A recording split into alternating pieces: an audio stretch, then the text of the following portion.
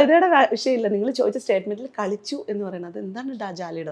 അതിനകത്ത് എന്താ ജാള്യത? എന്താണ് താങ്കൾ ഉദ്ദേശിച്ചത്? കളിച്ചു, എന്താ സെക്സ് ചെയ്തു എന്നുള്ള കാര്യം. സെക്സ് ചെയ്തു, അത് എനിക്ക് ഈ ചാനലിന്റെ മുമ്പിൽ ഞാനൊരു ആങ്കർ ആണ്, ഞാൻ ഗസ്റ്റ് എന്ത് പറയുന്നത് അവരുടെ പ്രയോറിറ്റിയാണ്, എനിക്ക് അത് ഇവരുടെ മുമ്പിൽ ഒന്നും പറയാൻ പറ്റില്ലല്ലോ. അതെ, അതുകൊണ്ടാണ് സംസാരിക്കാനുള്ള ഒരു സ്പേസ് തന്നിട്ടാണല്ലോ എന്നെ ഇവിടെ ഇരുത്തിയിരിക്കുന്നത്. തീർച്ചയായിട്ടും. പക്ഷേ നിങ്ങൾ എന്തുകൊണ്ടാണ് ഇവിടെ ഇരുത്തിയിരിക്കുന്നത്?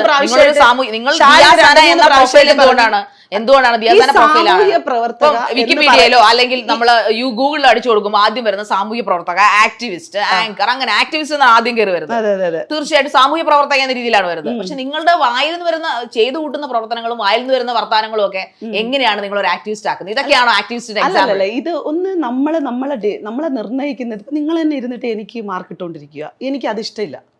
പണ്ട് മുതലേ ഈ സമൂഹമാണ് നമ്മളൊക്കെ ഇരുന്ന് മാർക്ക് ഇട്ടുകൊണ്ടിരിക്കുന്നത്. ഇവൾ അങ്ങനെയാണ്, ഇവൾ ഇങ്ങനെയാണ്, ഇവൾ അതാണ്, ഇതാ. അതേപോലത്തെ സമൂഹത്തിനകത്തിരിക്കുന്ന സിനിമകളല്ല റീസെൻസർ ചെയ്യേണ്ടത്. ശരിക്കും അതെ, റീസെൻസ് ചെയ്യണം, തീർച്ചയായിട്ടും സെൻസർ ചെയ്ത് കഴിയുമ്പോഴത്തേക്ക് നിങ്ങൾക്ക് കൃത്യമായിട്ട് മനസ്സിലാകും. കാരണം ഫേസ്ബുക്കും എന്ത് വൃത്തിയോടും ഫിൽട്ടർ ചെയ്തുകൊണ്ട് ജനങ്ങളിലേക്ക് എത്തിക്കാൻ കുഞ്ഞുങ്ങൾ എന്റെ അക്കൗണ്ട് ബാൻഡാ, അതാ സ്വാഭാവികമായിട്ടും അതിനകത്ത് അൽഗോരിതത്തിന് പല പല സ്റ്റാൻഡുകളുണ്ട്. ഫേസ്ബുക്ക് ആയാലും ഇൻസ്റ്റാഗ്രാം. അത് അൽഗോരിതത്തിന്റെ കുഴപ്പമില്ല, നിങ്ങളുടെ നാക്കിന്റെ കുഴപ്പം. എന്റെ നാക്കിന് ഒരു പ്രശ്നവുമില്ല. എന്റെ നാക്ക് എന്റെ നിങ്ങളെ കാണുമ്പോൾ നെഗറ്റിവിറ്റി അല്ലേ ഫീൽ ചെയ്യുന്നത്? എനിക്ക് അറിയത്തില്ല. അത് എന്റെ ചുറ്റിൽ നിൽക്കുന്ന അറിയണമല്ലോ, തീർച്ചയായിട്ടും അറിയണം. സാമൂഹികമായിട്ട് പ്രവർത്തിച്ചിരിക്കുന്ന വ്യക്തിയെ സംബന്ധിച്ച് നിങ്ങളൊരു വീട്ടമ്മയല്ല, നിങ്ങൾ സാമൂഹികമായിട്ട് പ്രവർത്തിച്ചിരിക്കുന്ന വ്യക്തിയാണ്. അതുകൊണ്ട് യു ഷുഡ് നോ ആൾക്കാർ എങ്ങനെയാണ് എന്നെ വിലയിരുത്തുന്നത് എന്നുള്ളത് ഞാൻ തീരുമാനിക്കാൻ. ഞാൻ ആൾക്കാരെ നീ ചോദിച്ചതിന് എനിക്ക് റെസ്പോണ്ട് ചെയ്യാനുള്ള സമയം എന്താ? നിങ്ങൾ എന്തിന്റെ ബ്രാൻഡ് അംബാസഡർ? ശരിക്കും ഒന്നിന്റെ അല്ല, ഞാൻ ഒരു ദിയാസന, ഒരു പാവം. നെഗറ്റിവിറ്റിയുടെ ബ്രാൻഡ് അംബാസഡർ എന്ന് ഞാൻ പറഞ്ഞാൽ അത് അല്ലെന്ന് പറയൂ? ആയിക്കോട്ടെടാ.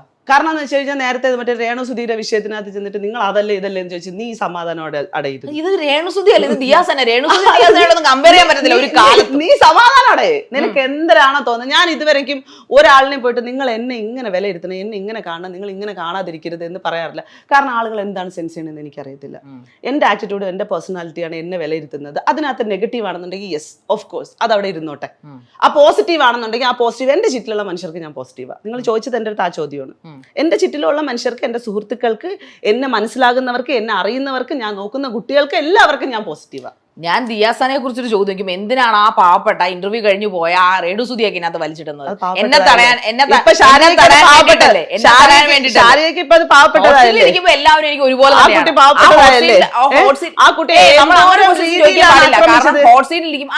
ഞാൻ അതുപോലെ പുലിയാണ്.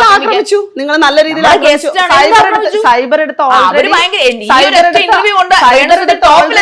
ഒരുപാട് പ്രോഗ്രാംസ് പോസിറ്റിവിറ്റി ആയിക്കോട്ടെ. എന്താണ് ഞാൻ അവരെ ആക്രമിച്ചത്? സ്റ്റേറ്റ്മെന്റ് പിൻവലിക്കണം. സ്റ്റേറ്റ്മെന്റ് പിൻവലിക്കില്ല. വളരെ തെറ്റായിട്ടുള്ള കാര്യങ്ങളാണ്. അവരൊരു പാവ സ്ത്രീയാണ്, ജീവിക്കാൻ വേണ്ടി ഒരുപാട് കഷ്ടപ്പെടുന്ന ഒരു സ്ത്രീയാണ്.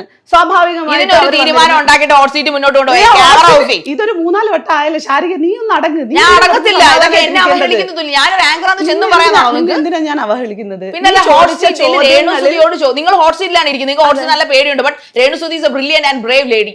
നിങ്ങൾക്ക് അതില്ല, അതുകൊണ്ടാണ് നിങ്ങൾ ഇപ്പൊ സംസാരിക്കുന്നത്. രേണുസുധിയോട് അത്രയും ഇല്ല കേട്ടോ. ഞാൻ ഒരിടത്തും പറഞ്ഞിട്ടില്ല രേണുസുധിയോട് ഞാൻ മോശം ചോദിച്ചെന്ന്. ഈ നാട്ടുകാർ മുഴുവനാ പറയുന്നത്, അല്ലെങ്കിൽ ഈ പറയപ്പെടുന്ന കമന്റോളികൾ. അല്ലാതെ ഒരിക്കലും കണ്ട നിങ്ങളെ പോലുള്ള കഥ അറിയാത്ത പൊട്ടന്മാരെന്ന് ഞാൻ പറയും. കണ്ട ഇന്റർവ്യൂലാണ് ഞാൻ മോശമായിട്ട് പെരുമാറുകയാണ് പറയേണ്ടത്, രേണുസുധി അല്ല. How can you make it that comment? ഇല്ല, നിങ്ങൾ അത് അങ്ങനെയാണ് ചെയ്തോണ്ടിരിക്കുന്നത്. എന്ത് ചെയ്തോണ്ടിരിക്കുന്നത്? എന്റെ പ്രൊഫഷനാണ് ഇവിടെ അവഹേളിക്കുന്നത്. ഷോ ഡയറക്ടർ എവിടെ? ഇത്രയും ആങ്കർ അവഹേളിക്കുന്ന ഒരു ഗസ്റ്റിനൊപ്പം ഇരുന്ന് ചർച്ച മുന്നോട്ട് കൊണ്ടുപോകാൻ ഹോട്ട് സീറ്റ് ചോദിക്കട്ടെ, ശാരിക ഇത് ആരെയാണ് പേടിപ്പിക്കുന്നത്? ശാരിക പേടിയുണ്ടോ? എല്ലാ പ്രാവശ്യവും വന്നിരുന്നിട്ട് ഇങ്ങനെ ആരെയാ പേടിപ്പിക്കുന്നത്? ഞാൻ ചോദിച്ചത് ഈ വന്നിരിക്കുന്ന ഗസ്റ്റുകളൊക്കെ ശാരിക ചെയ്യുന്ന ആക്ടിവിറ്റിയെ കൊണ്ടിട്ടാണ് ഞാൻ ചോദിക്കുന്നത്. എനിക്ക് പ്രോഗ്രാമിൽ ഇറങ്ങി പോയിട്ടുണ്ടോ?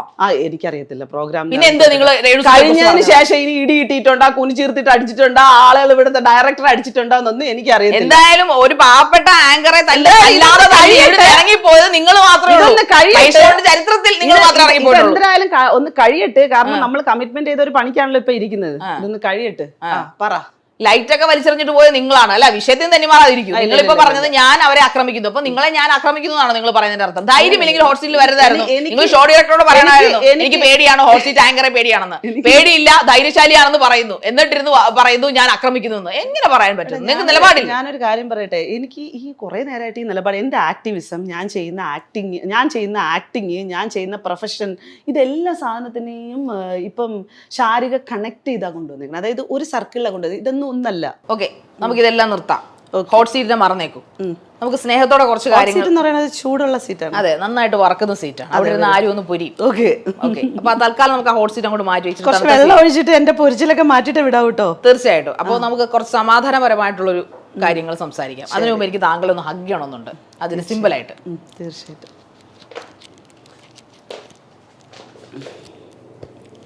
കാര്യമായിട്ട് ഹഗ് ചെയ്യൂ.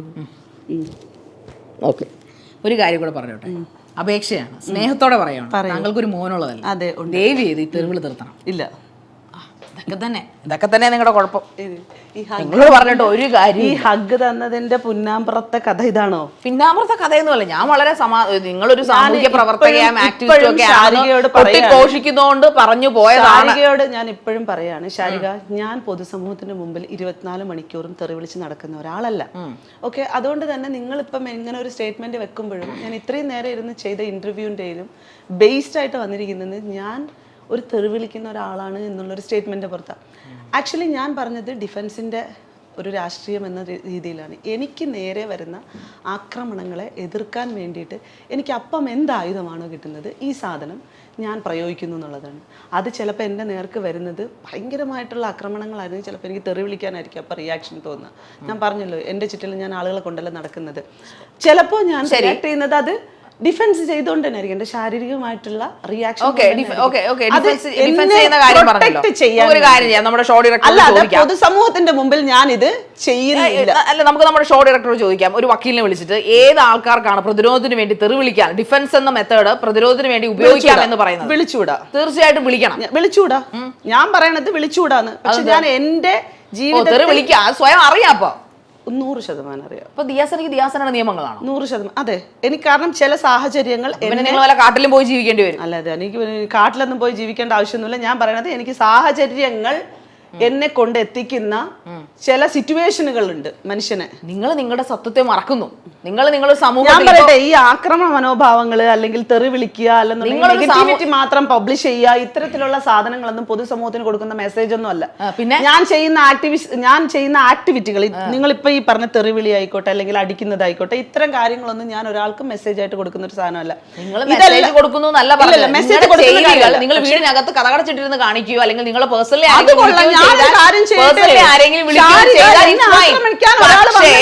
സോഷ്യൽ മീഡിയയിൽ ഇരുന്നുകൊണ്ട് ഇൻസ്റ്റാഗ്രാമിലോ ഫേസ്ബുക്കിലോ ഇരുന്നുകൊണ്ട് നിങ്ങൾ തെറി വിളിക്കുമ്പോൾ അല്ലെങ്കിൽ ചീത്ത വിളിക്കുമ്പോൾ അത് സമൂഹം കേൾക്കുന്നു. നമ്മുടെ സമൂഹത്തിൽ മുതിർന്ന ആൾക്കാർ മാത്രമല്ല, കുട്ടികളുണ്ട്. സൈബർ അടുത്ത മാത്രമല്ല കേട്ടോ വിഷയങ്ങൾ, സൈബർ മാത്രമല്ല വിഷയങ്ങൾ. പൊതുസമൂഹത്തിലേക്ക് ഇറങ്ങുന്ന സമയത്ത് നേരിട്ട് വരുന്ന ആക്രമണങ്ങളുണ്ട് നമുക്ക് തരും.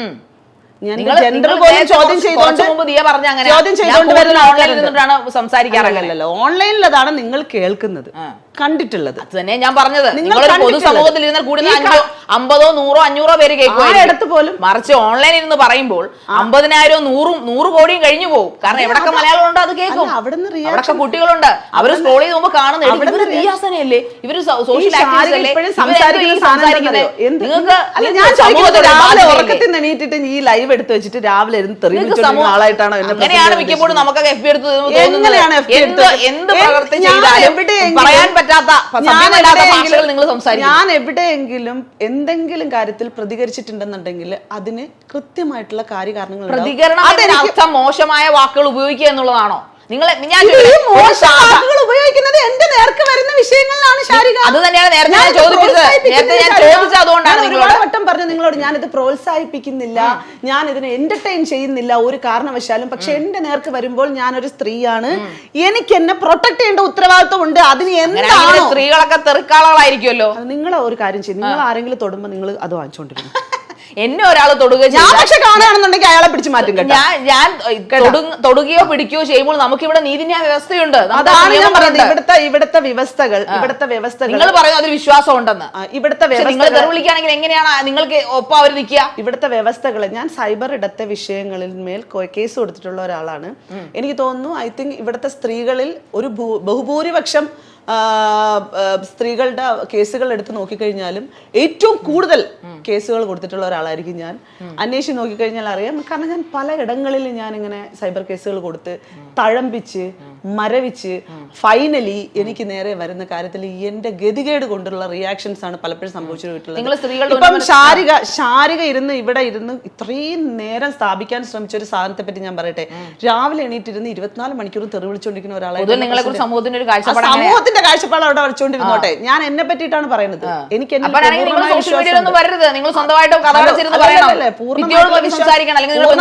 സോഷ്യൽ മീഡിയയിൽ വരണോ, സോഷ്യൽ മീഡിയയിൽ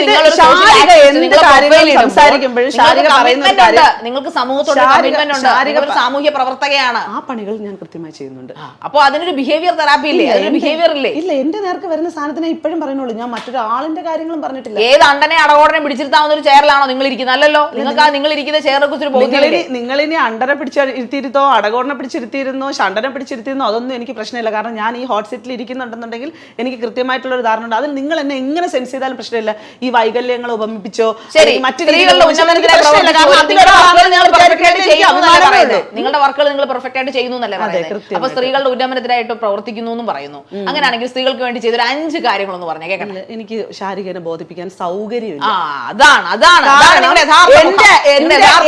എന്റെ ആക്ടിവിസത്തെ ചോദ്യം ചെയ്യാൻ നിങ്ങൾക്ക് റൈറ്റ് ഇല്ല. നിങ്ങളൊരു സ്ത്രീയാണ്, പ്രത്യേകിച്ച് നിങ്ങളൊരു സ്ത്രീ ആയതുകൊണ്ട് മാത്രം സീരിയസ്ലി പറയട്ടെ.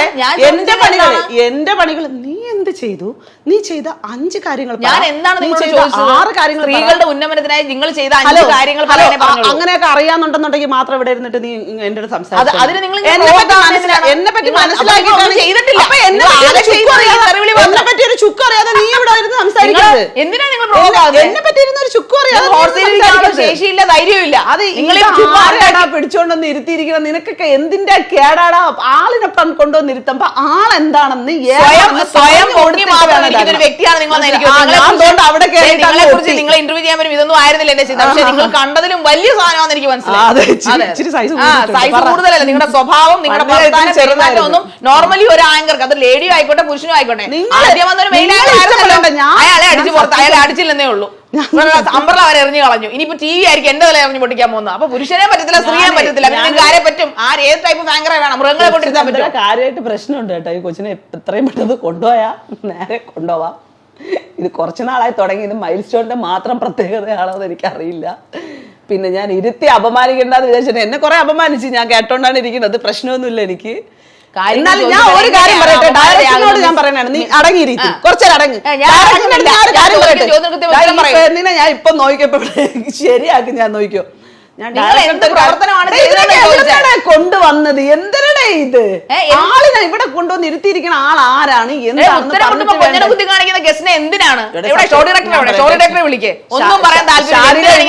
ആണാണ് ഇരുന്നിരുന്നെങ്കിൽ, അല്ലെങ്കിൽ ആളിനോട് എന്താ നിങ്ങൾ ചെയ്തതെന്ന് നാട്ടുകാർക്ക് കൂടെ അറിയാം. ഇവിടെ ഇരുന്ന മെയിൻ ആങ്കറോട് എന്താ നിങ്ങൾ ചെയ്തതെന്ന് ഉമ്മ കൊടുത്ത് സ്നേഹത്തോടെ ആ മനുഷ്യനെ ചക്കി ചളുക്കി കഴിഞ്ഞപ്പോഴത്തേക്ക് അതിന് ഉമ്മ കൊടുത്ത് വിട്ടു. പാവം, അതെന്ത് ചെയ്യാൻ പറ്റും? ഞാൻ ആ ടൈപ്പല്ല, എനിക്ക് ഉമ്മയും വേണ്ട നിങ്ങളെ. ഞാൻ ചോദിച്ച ചോദ്യത്തിന് കൃത്യമായിട്ടുള്ള സഭ്യമായ ഭാഷയിൽ സംസാരിക്കാൻ പഠിക്കും. ഞാൻ തിരിഞ്ഞു നിൽക്കാം. അതായത് സ്ത്രീകളുടെ ഉന്നമനത്തിനായിട്ട് നിങ്ങൾ ചെയ്ത 5 നന്മകൾ, 5 സാമൂഹ്യ പ്രവർത്തനങ്ങളൊന്ന് പറഞ്ഞാട്ടെ. ഞാൻ തിരിഞ്ഞു നിൽക്കാം. തിരിഞ്ഞു നിൽക്കുക, എന്നിട്ട് പറയൂ. ഇത് 1, ഇത് 2, ഇത് 3, ഇത് 4, ഇത് 5. ബാക്കി നിങ്ങളുടെ പ്രകടനം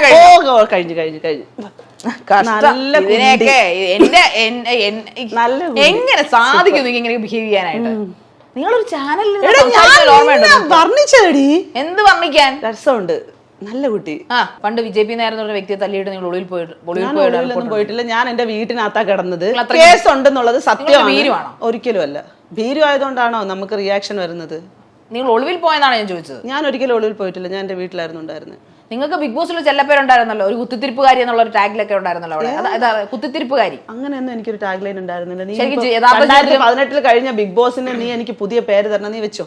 നിങ്ങൾ ബിഗ് ബോസ് താരമൊന്നല്ലേ, 2018 ശേഷമാണല്ലോ നിങ്ങൾ കൂടുതൽ ആൾക്കാരെ അറിയുന്നത്. അതെ, തീർച്ചയായിട്ടും. അത് പിന്നെ അങ്ങനെ പറയാമോ? അത് കറക്റ്റാ. പറയാം. ഭൂരിഭാഗം കണ്ടസ്റ്റന്റ് മനസ്സിലാക്കി നിങ്ങളെ കുറിച്ച് പറഞ്ഞിരുന്നത് നിങ്ങളൊരു കുത്തിത്തിരിപ്പുകാരിയാണെന്നാണല്ലോ. എനിക്ക് അങ്ങനെ ഒരു ടാഗ് ലൈനും കൂടെ നിങ്ങൾ സഹായ മനസ്കതയുമായിട്ട് ചെന്നിട്ട് അവർക്ക് തോന്നിയത് കുത്തിത്തിരിപ്പുകാരിട്ടാ. നിങ്ങൾ പല പേരുകളും വീഴും. കാരണം ഞാൻ പറഞ്ഞു നിങ്ങൾക്ക് ഇരട്ട മുഖമുണ്ട്, നിങ്ങളെ മുഴുവൻ മാസ്ക് ആണ്. എനിക്ക് എത്ര മുഖങ്ങൾ ഉണ്ടെന്നുള്ളത് ഞാൻ പറഞ്ഞല്ലോ. ഞാനാണ് എന്നെ വിലയിരുത്തുന്നത് ശാരിക, നിങ്ങൾ ആരുമല്ല എന്നെ വിലയിരുത്തുന്നത്. സമൂഹം ട്രൂ അഹങ്കാരിയുടെ മുഖമാണ്. തീർച്ചയായും ഒരു സാമൂഹ്യ പ്രവർത്തന പേര് എനിക്ക് ചേരില്ല. വേണ്ട, നിങ്ങൾക്ക് ആക്ടിവിസ്റ്റ് ശാരിക തരണ്ട. ഞാൻ തരുന്നില്ല. ഞാനല്ല, എന്റെ പേഴ്സണൽ ക്വസ്റ്റ്യൻ അല്ല. ഞാൻ മേക്കേഴ്സിന്റെ പേഴ്സണൽ ക്വസ്റ്റ്യങ്ങളും ശാരിക ഹോട്ട് സീറ്റിൽ വന്നിരുന്ന് സംസാരിക്കുന്നതൊക്കെ ഇവിടത്തെ മാത്രം സർക്കിളിൽ പെട്ടതായിട്ട് വിശ്വസിക്കാനേ എനിക്ക് താല്പര്യമുള്ളൂ. ഇതുപോലെ ഡെയിലി കിട്ടി. നിങ്ങളുടെ കമന്റ്സ് ഒക്കെ നിങ്ങൾ എടുത്ത് നോക്കൂ. നിങ്ങൾ ഇരുന്ന് ലൈവിലിരുന്നും ഫേസ്ബുക്കിലും അതാണ് പ്രശ്നം. നിങ്ങൾക്ക് പറ്റിയില്ലെങ്കിൽ സാമൂഹ്യ പരിഷ്കർത്താവിന്റെയോ സാമൂഹ്യ നന്മയുടെ ഒക്കെ വേഷം അടിച്ചിട്ട് നിങ്ങളുടെ പണിക്ക് പോകണം. എനിക്ക് ആ വേഷമൊന്നും കിട്ടിയിട്ടൊന്നുമല്ല നടക്കുന്നത്. സമൂഹത്തെ കുറിച്ച് പറഞ്ഞ എന്തൊരു പുച്ഛ നിങ്ങൾക്ക് മുഖത്ത്. എടാ, എനിക്ക് സമൂഹം തരുന്നത് അങ്ങനെയാണ്. ഒരു നിങ്ങളെ സമൂഹം പുച്ഛിക്കുന്നത് എന്തുകൊണ്ടായിരിക്കും? എനിക്കറിയില്ല. എന്റെ പ്രവർത്തനങ്ങളിൽ എനിക്ക് വിശ്വാസമുണ്ട്. ഞാൻ ചെയ്യുന്ന കാര്യങ്ങളിൽ എനിക്ക് ശരിയുണ്ട്. ഞാൻ ആരെയും ബേസ് ചെയ്തിട്ടോ ഒരാൾ എനിക്ക് നന്മ ചെയ്യുമെന്ന് വിചാരിച്ചിട്ടോ ഒരാൾ എനിക്ക് എല്ലാം സാധിച്ചു തരുമെന്ന് വിചാരിച്ചിട്ടോ അല്ല ഞാൻ ഇരിക്കുന്നത്. അതുകൊണ്ട് തന്നെ നിങ്ങളോട് സമൂഹം ഇതൊക്കെ ചെയ്യുന്നതുകൊണ്ട് നിങ്ങൾക്ക് സമൂഹത്തിൽ കട്ട വെറുപ്പ്. അതുകൊണ്ടാണോ നിങ്ങൾ ഇങ്ങനെ? ഞാൻ സമൂഹത്തിനോട് പൂർണ്ണമായിട്ടും വെറുപ്പാണ്, പുച്ഛമാണ്, അങ്ങനെയൊന്നുമല്ല. നിങ്ങൾ പറഞ്ഞല്ലോ. ഇല്ലല്ല, ഞാൻ സമൂഹത്തിനെ എന്റെ സമൂഹത്തിനെയോ ഈ പരിസ്ഥിതിയെയോ എന്നെ കൊണ്ടുവന്ന് ഒരു ഇതിനകത്ത് വെച്ചിട്ട് നീ ഇങ്ങനെ ആവണം എന്ന് പറയുന്നതിൽ ഞാൻ വിശ്വസിക്കുന്നില്ലെന്നാ പറഞ്ഞത്. മനസ്സിലായില്ലേ? ഞാൻ എന്ത് വിശ്വസിക്കണമെന്നുള്ളത്, ഞാൻ എന്ത് ചെയ്യണമെന്നുള്ളത് എനിക്ക് നല്ല ബോധ്യമുണ്ട്. നിങ്ങളാണ് പറയുന്നത് സമൂഹത്തിലുള്ളവർക്ക് നിങ്ങളെ ഇഷ്ടമില്ല, എന്നാ പിന്നെ ഇഷ്ടമില്ല എന്ന് എനിക്ക് പറയാൻ തോന്നുന്നത്. ദിയാസിനെ ഏറ്റവും അവസാനമായിട്ട് ഇമോഷണൽ ആയത് കരഞ്ഞത് എന്നാണ്? നിങ്ങൾ കരയാറുണ്ടോ? എന്റെ വാപ്പ മരിച്ച സമയത്ത്. Okay okay okay okay. ഞാൻ ഏറ്റവും കൂടുതലായിട്ട് അവസാന നിമിഷം എന്നല്ല, എൻ്റെ ലൈഫിലെ ഇത്രയും വലിയൊരു ഇമോഷൻ ഉണ്ടാവും എന്നുള്ളത് എക്സ്പെക്ട് ചെയ്യാത്തൊരു സാഹചര്യം ഉണ്ടായത് ഒരു 3 മാസം മുമ്പ് എൻ്റെ ഫാദർ മരിച്ചു. ദയവ് ചെയ്ത് സാമൂഹ്യ പ്രവർത്തക എന്ന ടാഗ് ലൈൻ ഇരുന്നുകൊണ്ട് തെറിവിളി നിർത്തുക എന്ന് അപേക്ഷിച്ചുകൊണ്ട് ഞാൻ ഈ പ്രോഗ്രാം വൈൻഡപ്പ് ചെയ്യുവാണ്. വേണ്ട, തുടങ്ങിക്കോ. എന്ത് പ്രശ്നമൊന്നുമില്ല. എന്ത് പ്രശ്നം? വൈൻഡപ്പ് ചെയ്യണ്ട. കാരണം ഞാൻ ഇത് അവസാനിപ്പിക്കാൻ പോണില്ല. തെറിവിളി നിർത്തത്തില്ല. ഇല്ല, എന്റെ നേർക്ക് വരുന്നതിന് ഞാൻ തിരിച്ച് ഡിഫൻസ് അനുഭവിച്ചോ, വരുന്നങ്ങോട്ട് അനുഭവിച്ചോ, അത്രേ ഉള്ളൂ. തീർച്ചയായിട്ടും എല്ലാവരും അങ്ങനെയല്ലേ. സാമൂഹ്യ പ്രവർത്തനം ചെയ്യുന്ന സാധനത്തിന് നിങ്ങൾ ഒരു ദിയാസന ആയതുകൊണ്ടല്ല ഈ ഹോട്ട് സീറ്റ് കൊണ്ടിരുത്തിയിരിക്കുന്നത്. നിങ്ങളുടെ ആ ഒരു പ്രൊഫൈൽ കണ്ടിട്ടാണ് ഇവിടുത്തെ ഷോ ഡയറക്ടർ ഒരു പക്ഷേ നിങ്ങളെ വിളിച്ചിട്ടുണ്ടാകുക. അല്ലെങ്കിൽ നിങ്ങൾ ദിയാസന എന്നൊരു പേഴ്സണൽ വ്യക്തിയാണെങ്കിൽ ഇവിടെ ആർക്കും വേണ്ട. സോ നിങ്ങൾ ഇതൊക്കെ നിർത്തുക. നേർക്ക് വരുന്ന അല്ല, നിങ്ങൾ എന്നെ പഠിപ്പിക്കണ്ട. ഞാൻ ശാരികനെ ഇന്ന് കുറച്ച് നാളുകൾ, ഒരു 1-2 വർഷമായിട്ടുണ്ടാവും ഞാൻ ശാരികനെ കാണുന്നത്. ഞാൻ ജീവിതത്തിൽ എങ്ങനെയാണ് വളർന്നു വന്നതെന്നും ഇവിടെ എങ്ങനെ ഇത് പൊങ്ങച്ചൊന്നും അല്ലെന്നേ, ജീവിതത്തിന്റെ അനുഭവങ്ങളെ പറ്റി പറയണം. അതായത് കഷ്ടപ്പെട്ട് വന്നതിനെ പറ്റിയിട്ടാണ് ഞാൻ പറയുന്നത്. അല്ലാതെ ഞാൻ തനിമുഖം എന്തായാലും എനിക്ക് മനസ്സിലായി. ഞാൻ ഇങ്ങനെയൊന്നും അല്ല നിങ്ങളെ കുറിച്ച്. ശരി. ശാരിക എന്തായാലും എന്റെ മുഖത്തിന് ഒരു പുതിയ മുഖം ഉണ്ടാക്കി തന്നതിന് വളരെയധികം പുതിയ മുഖമല്ല, നിങ്ങളുടെ മുഖത്ത് ഞാൻ വലിച്ചു കീറി, മാസ്ക് വലിച്ചു. ഒരു കാര്യം ഞാൻ ഫൈനലി പറഞ്ഞുതരാം. എന്റെ നേർക്ക് വരുന്ന ആക്രമണങ്ങളെ ഡയറക്റ്റ് വരുന്നതിനെ എങ്ങനെയാണ് റിയാക്ട് ചെയ്യേണ്ടതെന്ന് ഞാനാണ് നിശ്ചയിച്ചു വെച്ചിരിക്കുന്നത്. എന്റെ ഇമോഷൻസ് പോലെ ഇരിക്കും ആ റിയാക്ഷൻസ് എന്ന് പറയുന്നത്. എന്റെ ശരീരത്തിന് നേരെ ആക്രമിക്കാൻ ഞാൻ ഒരാളെ വിട്ടുകൊടുക്കില്ല. എന്നെ കൊണ്ട് പറ്റുന്ന രീതിയിൽ ഞാൻ ഡിഫൻസ് ചെയ്യും. ചിലപ്പോൾ ഞാൻ അയാളുടെ ആക്രമണം കൊണ്ടിട്ട് ചിലപ്പോൾ എനിക്ക് എന്തെങ്കിലും സംഭവിക്കാം, ഇല്ലെങ്കിൽ ഞാൻ ഡിഫൻസ് ചെയ്ത് രക്ഷപ്പെടാം. അവിടെ ചിലപ്പോൾ എനിക്ക് ചീത്ത പറയണമെന്നുള്ള രീതിയിലാണ് എന്റെ റിയാക്ഷൻ വരുന്നെങ്കിൽ ഞാൻ അങ്ങനെ നിന്നിട്ട് ഇല്ല 24 മണിക്കൂറും തെറി വിളിച്ചുകൊണ്ടിരിക്കുന്ന ആൾക്കാരൊന്നും അല്ല. സൈബർ ഇടത്ത് കൃത്യമായിട്ടുള്ള നിയമ സംവിധാനങ്ങൾ ഉണ്ടെന്നുണ്ടെങ്കിൽ ഒരിക്കലും എന്നെ പോലുള്ള സ്ത്രീകൾക്ക് ഇമാതിരി റിയാക്ഷനും വരുത്തേണ്ട കാര്യമില്ല, ഒരു പ്രതികരണം ആക്കേണ്ട കാര്യമില്ല. എന്നെ പോലെയൊന്നും അല്ല, നിങ്ങൾ ഉൾപ്പെടെയുള്ള ആളുകൾ ഇന്ന് സൈബർ ഇടത്ത് ആക്രമിക്കപ്പെട്ടുകൊണ്ടിരിക്കുകയാണ്. അത് അവിടെ ഇരുന്നിട്ട് ഇല്ല എന്നൊന്നും പറയാൻ പറ്റത്തില്ലല്ലോ. അതിനെതിരെ ഒരു നിയമ സംവിധാനം കൃത്യമായിട്ടുണ്ടായിരുന്നെങ്കിൽ നിങ്ങൾക്ക് അതിനെതിരെ ശക്തമായിട്ട് പോകാനും പറ്റിയേനെ. ഈ പറഞ്ഞ ലോ നമുക്ക് കൃത്യമായിട്ട്